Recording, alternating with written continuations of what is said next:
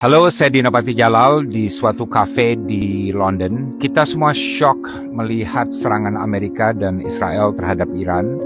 Dan kita terutama prihatin karena ini serangan terhadap suatu negara Islam di bulan Ramadan. Dan ini menunjukkan ketidakpekaan terhadap suasana batin dunia Islam. Ada 3 poin yang saya ingin sampaikan, termasuk mengenai posisi Indonesia mengenai konflik Amerika dan Israel dengan Iran. Pertama, catat bahwa ini akan menjadi konflik yang berkepanjangan karena tujuan dari serangan militer ini kali ini bukan hanya untuk menghentikan kapasitas nuklir Iran, tapi untuk menumbangkan pemerintah di Tehran. Segala aksi militer, oposisi politik, mobilisasi massa, upaya agen Mossad di Iran, instrumen sosial, ekonomi, dan lain sebagainya akan dikerahkan untuk menumbangkan pemerintah Iran.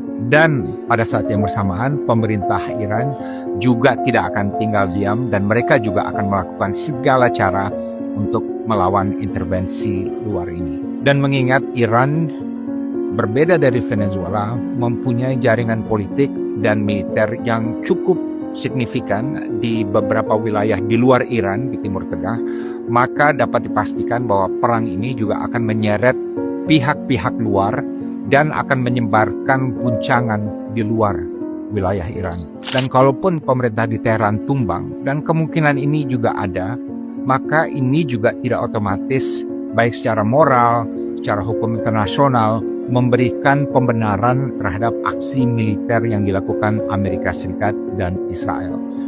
Mengapa? Karena kalau aksi intervensi ugal-ugalan seperti ini dilakukan oleh negara-negara lain dalam konteks yang berbeda juga, maka dunia akan segera terjerumus dalam Perang Dunia Ketiga.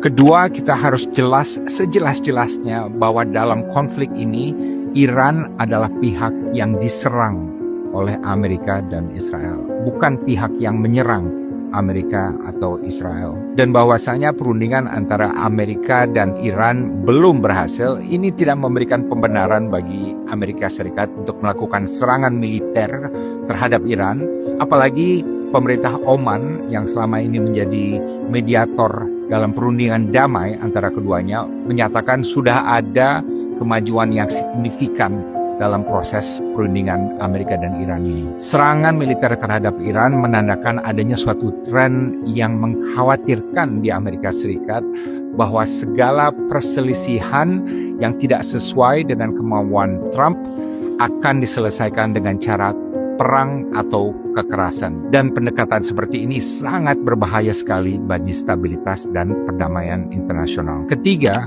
saya sudah membaca pernyataan pemerintah Indonesia, dalam hal ini Kementerian Luar Negeri, yang menyatakan bahwa Presiden Prabowo siap untuk terbang ke Tehran untuk menjadi penengah konflik ini. Sebagai political scientist yang independen dan juga sebagai mantan diplomat Indonesia, saya heran kenapa ide ini tidak difilter dulu sebelum diumumkan, karena sangat tidak realistis. Kenapa? Pertama, dalam melakukan serangan militer kepada musuhnya, Amerika Serikat itu jarang sekali mau ditengahi atau dimediasikan oleh pihak ketiga. Ego Amerika sebagai negara superpower terlalu tinggi untuk menerima itu. Dan saya juga meyakini Presiden Trump kali ini tidak mau Indonesia ikut campur karena moodnya pada saat ini sedang gelap mata untuk menumbangkan pemerintah Iran. Dan menarik dicatat bahwa sejumlah teman saya di Washington DC memberitahu saya bahwa serangan Amerika Serikat terhadap Iran juga merupakan upaya untuk mengalihkan perhatian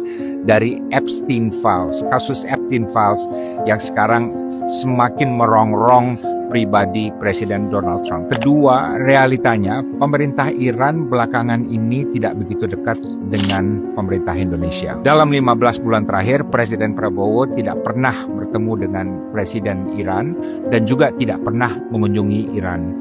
Walaupun belakangan ini ada undangan dari Iran yang dilayangkan kepada beliau. Dan juga tidak pernah ada pertemuan bilateral antara kedua pemimpin di negara ketiga.